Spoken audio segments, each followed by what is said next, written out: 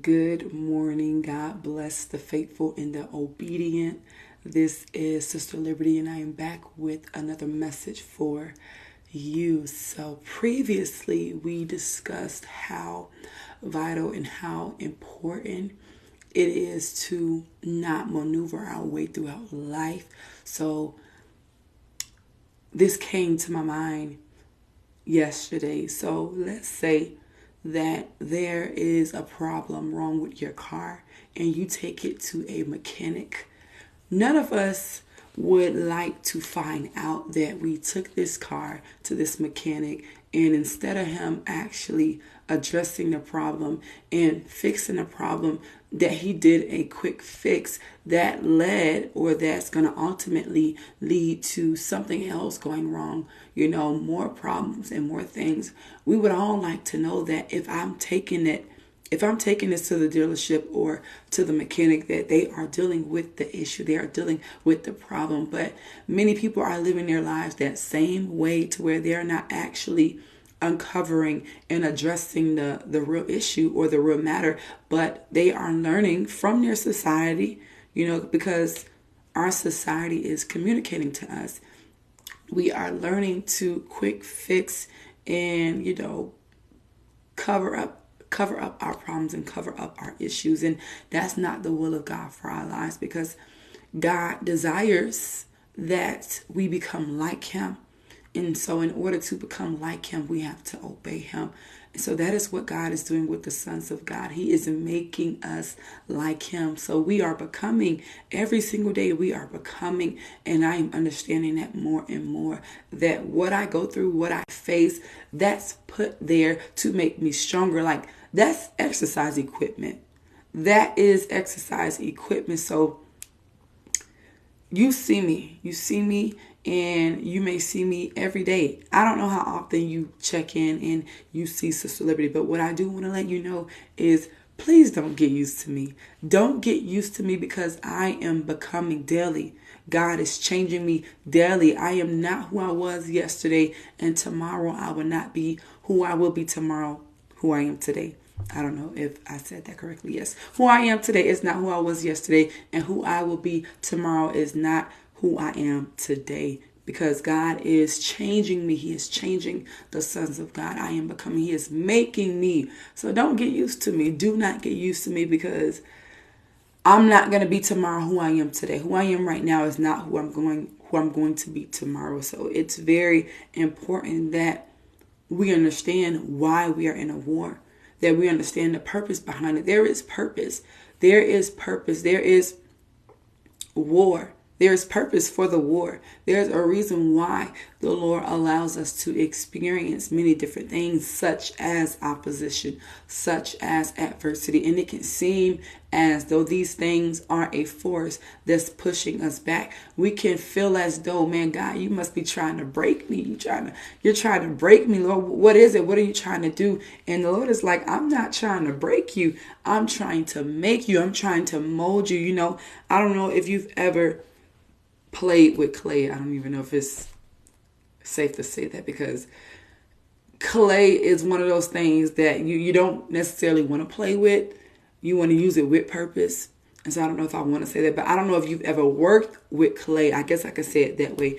If you ever worked with clay, one of the things is, when it comes to dealing with clay, is you have to make sure that you handle it a certain way. So when it comes to molding it, you have to get all of these air pockets or air bubbles out, because if you leave the clay in that state, when it comes to molding and then eventually baking it, it will crack.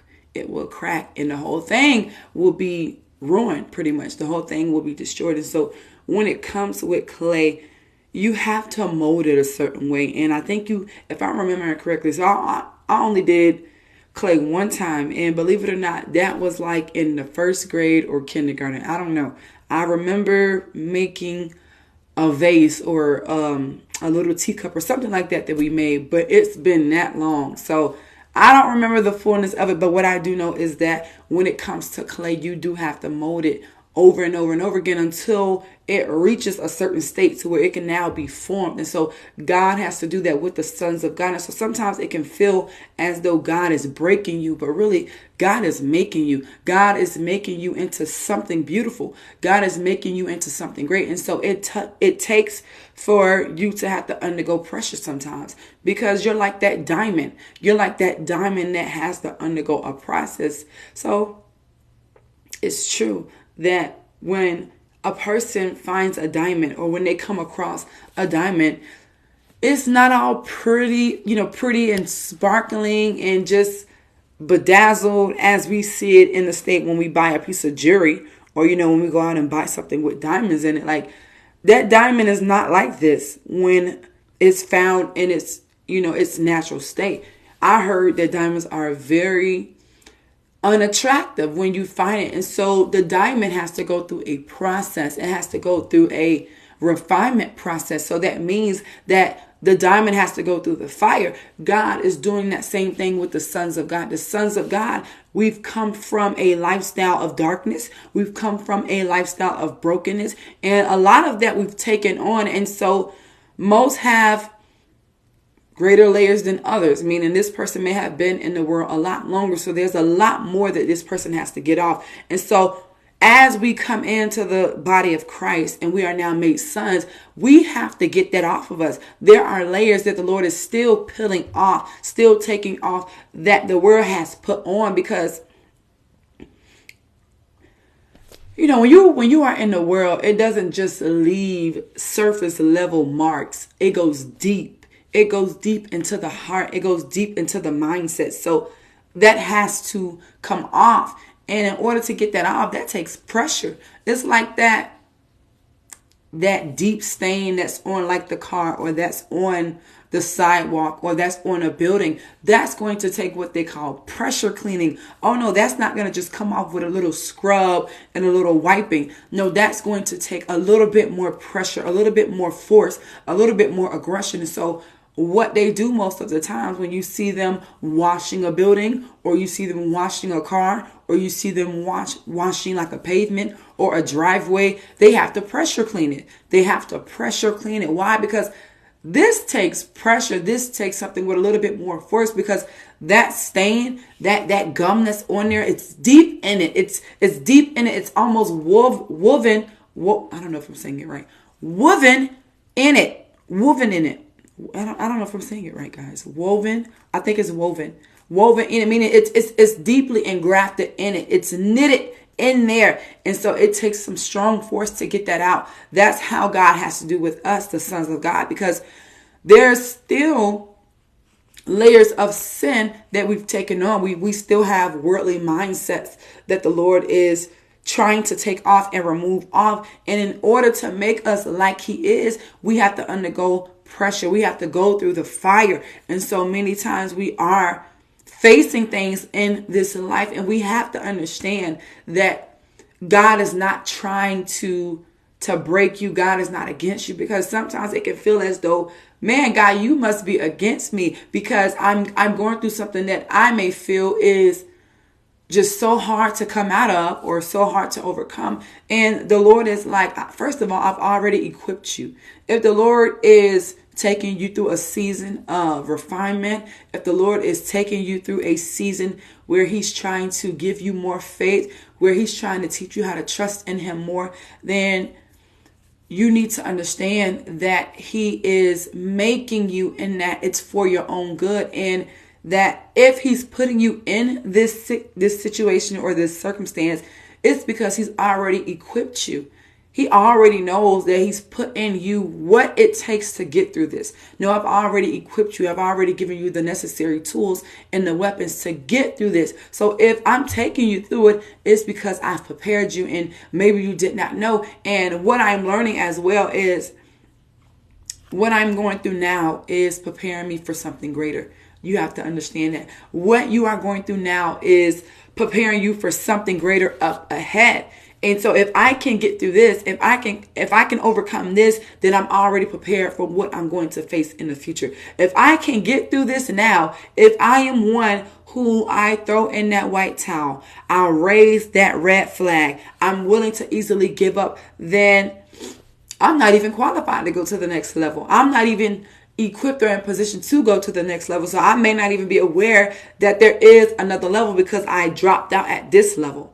I dropped out at this level. No, there's more to advance in. There's more to gain because we are on a journey. We are on a journey. We are just travelers. We're passing through this life, but along the way, we have to become. So we're on our way to see the King, but in the process, we have to become more and more like him because we've picked up ways in the world, and where we are going, we can't take that with us. It's extra baggage. It's extra baggage. I have to catch a flight, and I don't know if you've ever taken a flight. Everything cannot go. You understand that even when you are packing, you understand that it's limited. So you are going to select what you consider to be valuable, what you consider to be necessary, what you consider to be needful. Hey, I need these things, but I don't need these things, but I need this. I have to make sure I make room for this because I really, really need this. And so you begin to make some sacrifices. You begin to eliminate the things that you really, really don't need versus the things that no, this is vital. This is important. Like if I don't bring this, then the journey is not going to be great. If I don't bring this, then I'm going to be out of gas. So I need this. So you understand the value of what's important and what's beneficial to you in your life as you take this flight, as you take this journey, because you have to go. You have to make the destination. You have to make the journey. You have to make the flight. You have to get on this plane, but everything cannot go. And if you are you're holding on, you're holding back because you are unwilling to let it go, then you're going to miss the plane ride. You're going to miss the flight because you were unwilling to let go of certain things because you misunderstood that everything cannot go. Even when you're going up a mountain, everything cannot go. So when it's time to abort, you have your luggage. And everyone else has their luggage too. And if it just so happens that there's too much weight on the plane, if it's causing the plane's balance to be off, do you know that they will let go of some of the baggage? And it may be yours. It may be your baggage that has been let off of the plane. They will do that in the case of an emergency, in the case where it's too much turbulence and what's on the plane is weighing the plane down. They will let go some of that luggage. They will let go some of that extra baggage. Why? Because they have somewhere to be. We have a destination that we have to arrive to, and everything cannot go, but we have to make it there safely. The sons of God, we have to understand that everything cannot go. And so I have to be willing to let go of the extra baggage. I cannot have my heart attached to that thing because if I do, this may cause me to miss out on where I need to go.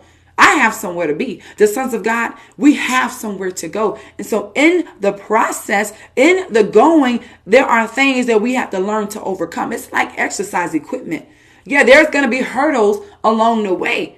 And you're going to face it. And you're going to have to make a decision to jump over it and to get through it. You don't face the opposition and turn the other way. You don't look at the opposition in its face and say, I can't do it. I can't jump over it. No, I've already put it in you. You've been working out and you've not even realized that I've put the stamina in you. I've put the strength in you. You don't remember what happened last season? I was preparing you for right here. I was preparing you for now. I was preparing you for level 20. Yeah, when you were at level 10 and level 12, I've put things in your past that you overcame. You don't remember that? You don't remember how hard you thought it was to get over that, and you did. And so yes, all of what you went through then was preparing you for now. And that's what I'm understanding. Everything that I'm going through right now is preparing me for something greater. I have to look at it like that. And if I can remind myself, well, I got over the last thing that I thought was so hard. I thought that God had left me. I thought that God was so far away. But I realized that God was right there the whole time. God was near. God was very, very close. And I realized that I had everything that I needed in that season to get over the hurdle, to get over the hump in the road, to get through that season. I had all the weapons. I had all the tools. I had all of the resources. And I got through.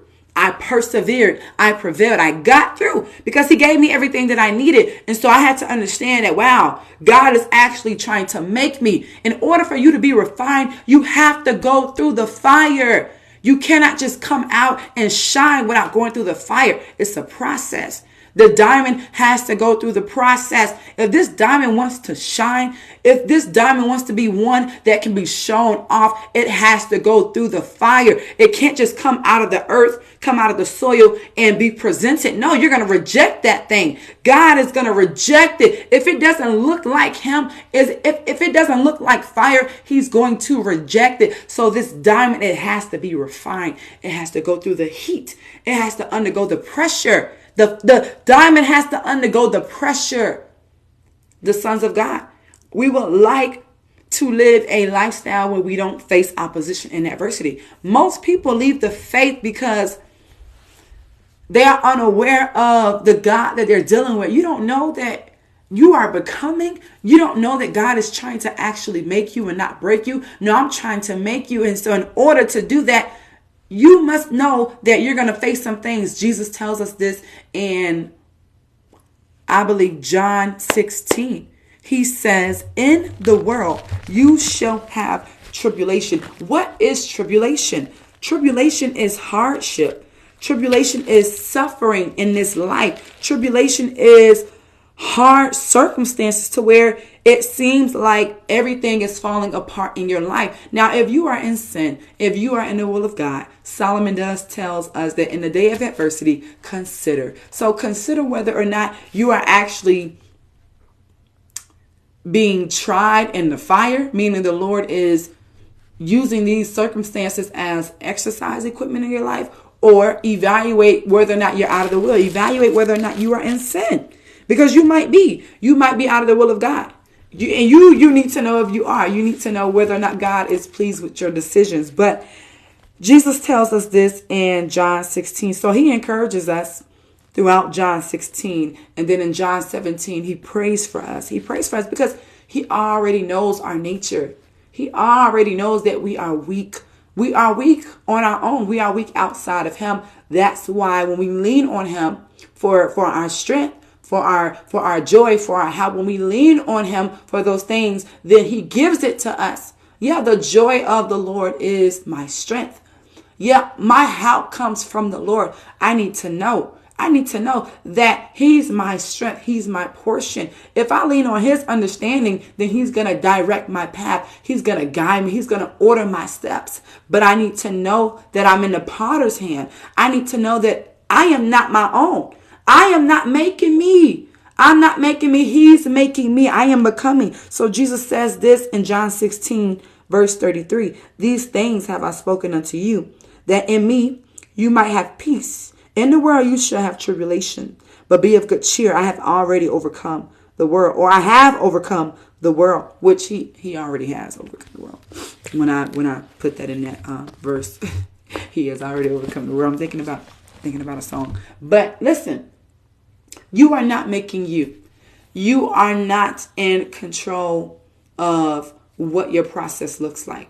Yeah, we all want to take a nice journey with no opposition, no turbulence, no pressure of the wind coming against the force of the direction of the plane. We all would like to take a safe trip with no problems, but it doesn't work like that. It doesn't work like that. The Lord has to try you in the fire and see what kind of metal you are. What kind of metal are you? Gold? Are you silver? Are you brass? What are you? Are you cheap scraps? What are you? What are you? Because if you cannot withstand the fire, then you cannot withstand the fire. You cannot dwell with the everlasting burning. You cannot dwell with the everlasting burnings. I think that's what Isaiah says. Who can dwell with the everlasting burnings? Not everyone, not anyone. You got to become fire. You have to look like fire to dwell with fire. Not everyone can dwell with the everlasting burnings, because if you are not the kind of fire that he delights in, then you will be consumed. You will be consumed. If you are not spending forever with the everlasting burnings, then you are spending forever away from the everlasting burnings. Burning. So Isaiah 33, verse 14. It says, the sinner in Zion are afraid. Fearfulness has surprised the hypocrites.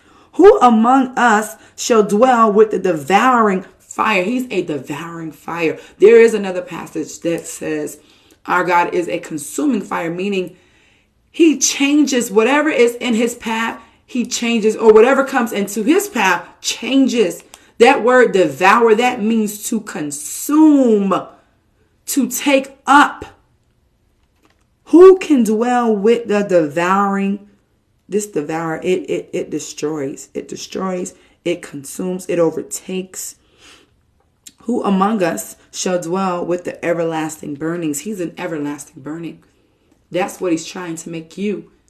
A fire that burns everlasting. A fire that burns eternally. Can you withstand? It says, so it's going to tell us in verse 15 who can. It says, he that walks righteously and speaks uprightly.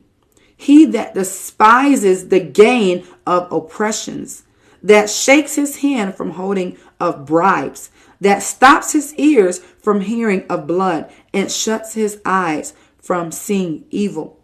He shall dwell on high. His place of defense shall be the monition of rocks. Bread shall be given him. His waters shall be sure. Thy eyes shall see the king in his beauty. They shall behold the land that is very far off. That's beautiful. You have to be a certain way.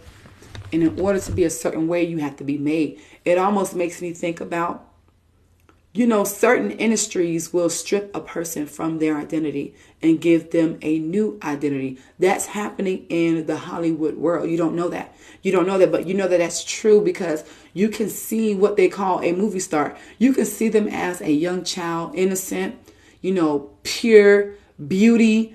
Just they have a completely different look. And I won't name anyone because at least two came to my mind, and they're twins. And I remember when they first started off, and they may be at least a couple of years older than me. So I don't know, maybe when they started off on this one show, I think they may have been 18 months. I don't know, but they were twins.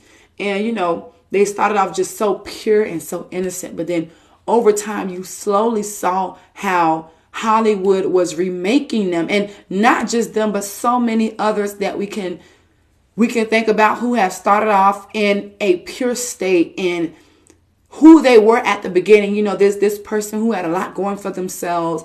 They were happy. You could see that they were happy, but then over time, as they began to grow in, different roles and grow in who they are, who Hollywood made them to be, as they grew, you saw a complete change. You saw how they started getting on drugs. You saw how it looked as though their appearance became darker, and they were no comparison to who they were as that child or as that young movie star or as you first saw them. They completely changed it to something different. They became more wow. Like, man, that I don't know what you want to call it, but that adult person of who they were as a child has completely changed. Man, that person that used to be so wild or so loose or, just living life on the wild side. But man, what happened to them? They had to get changed. They had to get stripped from that so that they could become the image that Hollywood wanted to make of them. Like, no, this is the image that we have for you, and we need you to become that. So what Hollywood does is they strip people from that identity. Hey, you're coming from out of the world, and you're coming into Hollywood, and they have a certain image for the person. So they have to strip them of that, and they have to push them into that identity that they desire for them to take on. That's the same way with the military. The military strips a person. They strip you down from what you were in the world, and they make you into now them, who they are, because you are a representation of the military. So you have to reflect the military. You have to look like Hollywood. You have to represent Hollywood. You have to look like the military. You have to look like God. You have to represent God. So God has to strip men down from the worldliness, from the worldly aspects and the worldly mindsets. The Lord has to strip us of that so that he can make us, because we're becoming. And we're not making ourselves. You know, the military, the people in the military, they're not making themselves. The military is making them. Hollywood, the people that goes into Hollywood, the individuals, they're not making themselves. Hollywood is making them. No, we have to make this person. Oh, we already have an image, sorted out for you. We've already picked one for you. And if you want to do these kinds of things, if you want to live in Hollywood, if you want to be Hollywood, then you have to take on these images. You have to take on these images. You have to conform. That's what they call it. You have to conform, meaning you have to take shape. You have to take on this image right here, because you are a reflection of us. And so that's what we see a lot of times in the world. We see this individual go from this state into something completely different. Like, man, then you begin to question and you begin to ask, what happened to that person? I mean, that person, they were not on drugs at first. They were in their right mind. You didn't hear stories about them in and out of rehab or trying to commit suicide. Like, no, they were a completely different person. But something happened in the process. That's why we see so many of the childhood stars. They were once children. Now they're completely gone out of their mind. They're dealing with suicide. They have to be on suicide watch, or they're in and out of mental institutes, or they're in and out of rehab, or they're wild, or, they're sprung out on drugs. There's a couple of them who are not even in Hollywood no more. They started off great. They started off on this path of success, but something happened along the way. Either they were able to live up to the image that Hollywood was trying to make for them, or they could not, and they fell off. They fell away. And so you see that a lot in Hollywood, of how they have to strip people from that identity to make them into who they want to be. Yeah, we have an image for you. The military, the same way. We have an image for you. So they strip them.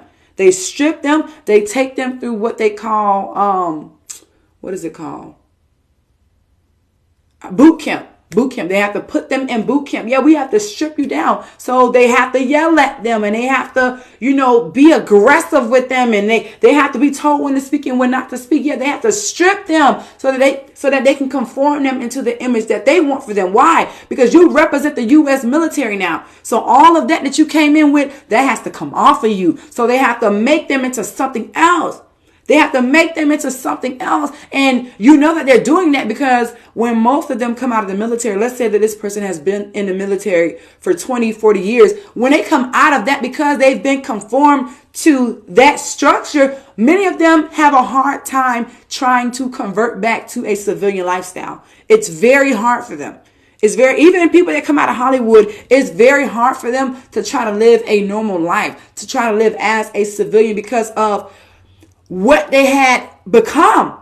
You became this. And so it's hard to try to revert back because of the process that you had to undergo. That's what God is doing with the sons of God. God has to strip the sons of God from the worldliness, from the old identity. He has to strip them of that, and he has to give them new garments. He has to give them a new identity. He has to give them a new mindset. He has to give them a new heart. Why? Because they are becoming. He's making them. And because he's making them, you don't get to decide what it looks like. Because the military is making these people, they don't get to decide what the process looks like. Because Hollywood is making these people, they don't get to decide what the process looks like. No, we tell you what it looks like. We tell you who you are. We tell you what to do. That's the same way with God. God tells you who you are. God tells you what to do. God tells you, what you are made of. He tells you that, no, I made you this way. No, I've put this in you. Oh, no, you are more than a conqueror. Oh, no, you are an overcomer. Oh, no, you are gold. Oh, no, you are one to be reckoned with. Oh, no, this is who you are. God has to tell us who we are. And we have to allow God to tell us who we are because we don't know who we are apart from God. I don't know who I am apart from God. That's why we were in the world, and many are in the world now, and they've learned to pick up other different things. That's not who you really are. Well, that's who I thought I was. Yes, Sister Liberty thought that she was something completely different until I allowed God to tell me who I am. I was trying to be so many different things, first of all. I was trying to be a lot of different things. Why? Because I really did not know who I was. I thought I did. But one day I wanted to be this, but then the next day I wanted to be that. I was confused. Most people live a confused lifestyle, and they're not going to outright come out and say it. It's going to show up in their decisions. Yeah, this person has multiple hair colors every week because they don't know who they are. And they're not bold enough to say that they're confused, but it's going to show up in their decisions. Yeah, this person is with a different woman every month. They're confused about who they are. Yeah, this person has multiple piercings and they get a new one every week, or they get a new tattoo every couple of months because they're confused about who they are. They're confused. They don't know who they really are. They have a loss of identity. They don't know. And so they are in the world, and the world is making them as well. If God is not making you, then something else is. The world is making people. The world is recruiting people. They're making people. They're recruiting people. And so is God. God is making people, and God is recruiting people. He's recruiting the sons of God. He's making the sons of God into something beautiful. But they need to understand that the opposition is not to knock them down. It's not to break you. It's to make some stuff. God knows that if we don't go through it, we will not be a particular way. We will not be who God is wanting for us to be. If you don't go through this, then you'll never break through this, and you'll never take on this image right here. So some stuff the Lord has to take us through in order to get what we need out of that situation. Maybe it's more faith. Maybe it's more insight. Maybe it's prophetic gifts. Maybe it's some treasures. We don't know. But some stuff you have to undergo. No, you just have to go through this. You have to, because there's no other way around it. If you don't go through this, then you won't have this level of strength that you need to get to this next level. And the only way that you're going to get that level of strength is if you go through this right here. Now, certain individuals, the Lord is like, no, I have to take them through this. Joseph, he had to go through that right there. His brothers selling him into Egypt, he had to go through that. It was all for a greater purpose. It was all for a greater purpose. The Lord knew, because the Lord had already told Abraham that your descendants are going to be in bondage. They're going to be strangers in a strange place, and they're going to be slaves. They're going to be slaves. I forget how he says it. If I can't find it, because I know for the sake of time. Yes, I found it. Thank you, Holy Ghost. Yes, so Genesis chapter 15, verse 12. And when the sun was going down, a deep sleep fell upon Abram, and lo, a horror of great darkness fell upon him. And he said unto Abram, know you of a surety that your seed shall be a stranger in a land that is not theirs, and shall serve them, and they shall afflict them 400 years. So the Lord was telling Abraham of his descendants and what they were going to go through. But God had to send someone ahead of time. And so Joseph had to go through what he went through. And in the process, God was doing some things with his heart. So even when we go through what we're going through, God is doing things with our hearts that we need to undergo. No, this person's heart won't be changed unless they actually undergo this process right here. So he had to go through that. Yeah, it was a messed up situation. It was very messed up. And it was very real. Like, Joseph was bitter at the beginning. He was very bitter because he knew that he was not supposed to be there. But it wasn't until later that he realized, no, God sent me here. I was supposed to be here. I was on schedule. I was on time, because he felt like, why would God do this? Like, I didn't do anything to get myself here. I'm not supposed to be here. But he later understood. That's the thing. We may not be able to see the full picture of what God is doing, but what we need to know is God is doing something, and we need to just obey. Just obey. Just go with the flow, as they say, and understand that God is doing something great. He's working it all out for your good. Joseph understood that in the end. Listen, I don't know what God is doing now. Matter of fact, I'm kind of upset that God put me in this, but later on he understood, no, God sent me before you. God sent me ahead of time. I'm exactly on schedule. And so everything that God does for the sons of God is with purpose, for a purpose. If God is taking you through it, then it's a reason why. He's trying to circumcise some things in your heart. He's trying to strengthen your heart. He's trying to perfect you. But the only way for you to be perfected is you have to go through the process. You have to go through this. So I tell you this. There are some things that I look back at from time to time, and I'm so grateful, because If God did not allow me to go through certain things, I don't think I would be here right now. I really don't. So I'm constantly reminded, like, oh man, I do remember when I went through that. Man, I felt like I was going to never come out of it. But I'm like, you know what, Lord?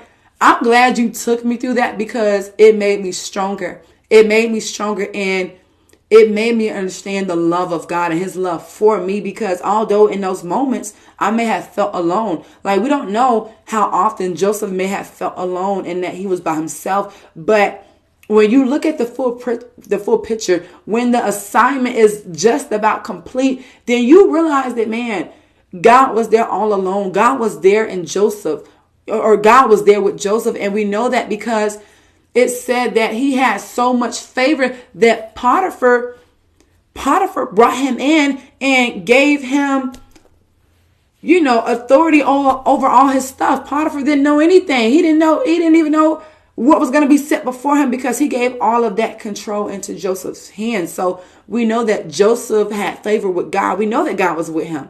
And I was able to see in my own personal life that in those moments, God was right there with me. God kept me. He kept me from losing my insanity. He kept me from losing my peace. He kept me from throwing in the towel.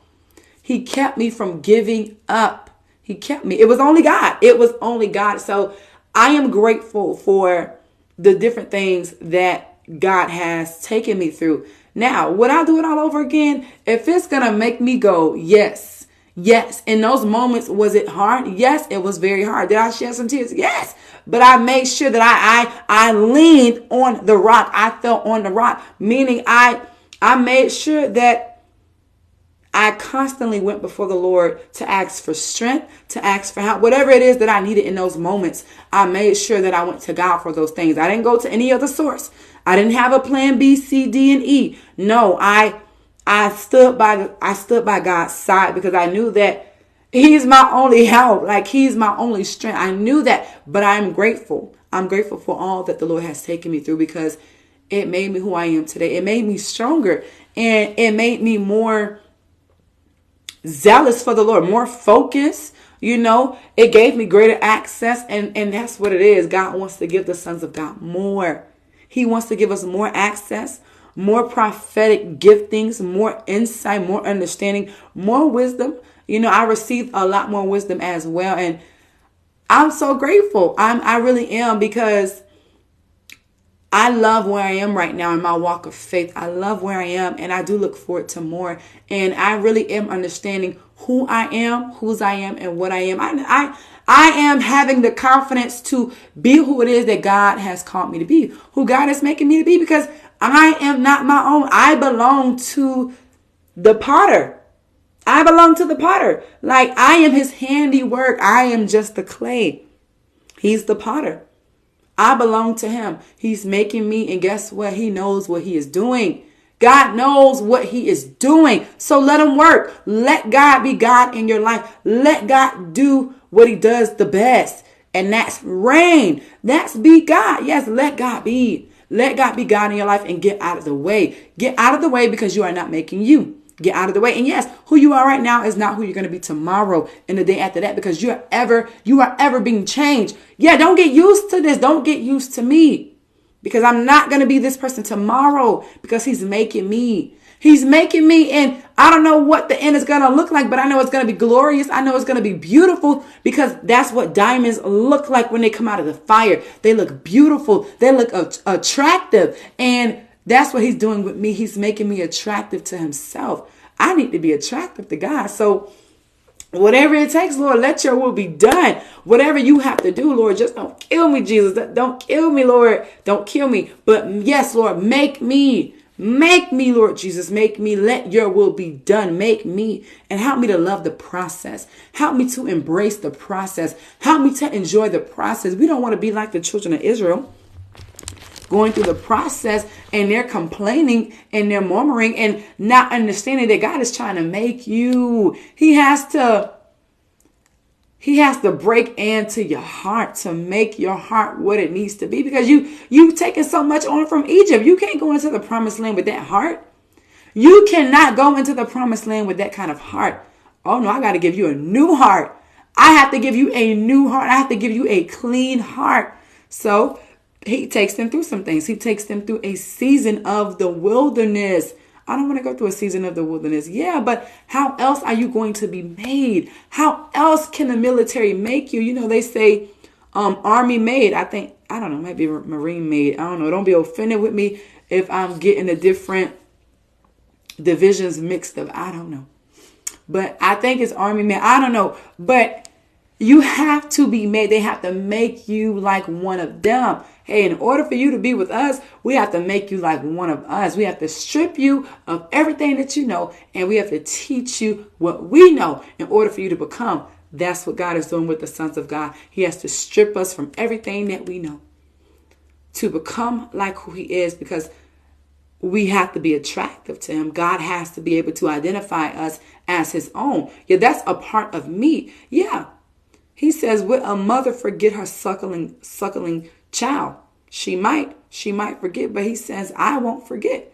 I will not forget who you are. You are mine. You are mine. Yeah, bone of my bone, flesh of my flesh. You are mine. He won't forget. God will not forget those that are his. He's going to know them because they're going to look like him. Oh, no, that's a part of me. Yeah, you can see your child and you can see your features in your child, and you can look at that child and say, yes, this is a part of me. Yeah, that's why babies are so beautiful. They're so pure and so innocent. And when you see different features of the parents, it just makes you happy. Yes, this is my baby. This is my baby. How do I know? Because they look like me. How do I know? Because I can see parts of them. I can see parts of me in them. I can see parts of me in them. And so I know that this is mine. This is my baby. This is me. This little baby is a piece of me. And I see me all over them. Yes, that's how God desires to see the sons of God. Yeah, I want to see me all over this person. But in order for that to happen, they have to become. They have to become. So we are becoming more righteous. We are becoming more godly, more holy, more like him. We are becoming made into God's image. And that's a great thing. So brothers and sisters, people in the body of Christ, enjoy the process. Enjoy the process. Take the light in it, and do understand that God is working it all out for your good. He's not trying to break you. He's trying to make you. So don't be intimidated. Don't be moved by the forces of opposition or the forces of adversity. Do understand that it's all for a purpose, a very good purpose. God desires to make you like him. So allow him, let him do it, because in the end, you're going to shine like gold. He's taking us from wood, raggedy old wood, discardable wood, into something far more precious in his hand, gold. That's beautiful. So, yes, God bless you.